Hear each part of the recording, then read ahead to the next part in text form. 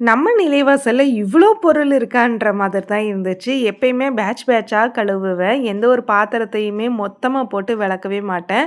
விளக்கு மாடம்னு எடுத்தா, அந்த விளக்கு மாடத்த ஃபர்ஸ்ட்டு சுத்தம் பண்ணிட்டு, அதுக்கப்புறமா நம்ம விநாயகர் அந்த மாதிரி ஒன் பை ஒன்னா பண்ணுவேன். நம்ம விநாயகர் பாருங்களேன், ரொம்ப அழகா இருக்காங்க. ஆனா இதுதான் ஃபர்ஸ்ட் டைம் எல்லா பொருளையும் ஒரே நேரத்தில, ஒரே இடத்துல வச்சு கிளீன் பண்ணி, அவங்களுக்கு ஃபுல்லாவே மஞ்சள் குங்குமம் வைக்கிறது.